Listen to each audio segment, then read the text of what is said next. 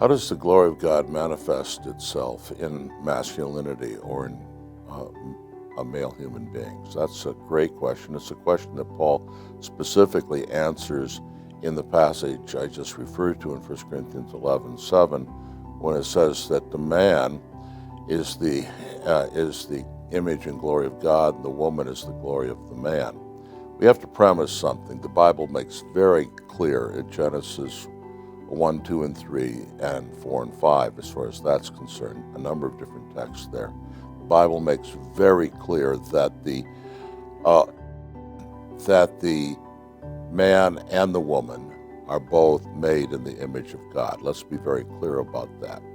But the concept of the image of God is complex in the Bible. It's not a simple thing. It's not a static thing. The concept of the glory of God, of the image of God in the Bible, is a very dynamic and rich concept. And so, when Paul comes to say, and seems to imply that in some sense, the man is in the image of God, the woman is not, we need to qualify that in terms of everything else the Bible says about the fact that women are made in the image of God.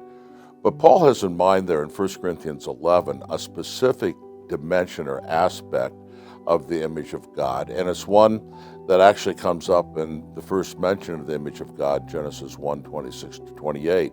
And this is the association of the image of God with the concept of ruling.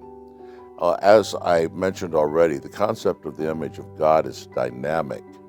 It's not something that is static.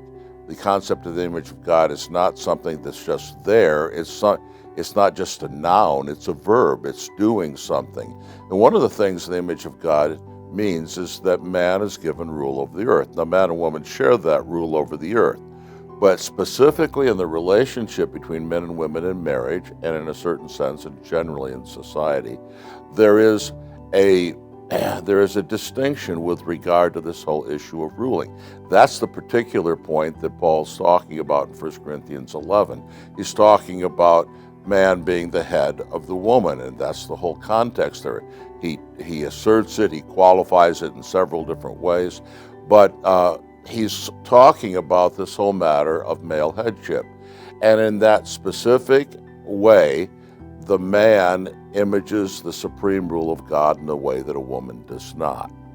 And I think we have to be very clear then that Paul is talking about one specific dimension of the image of God, not the image of God in general.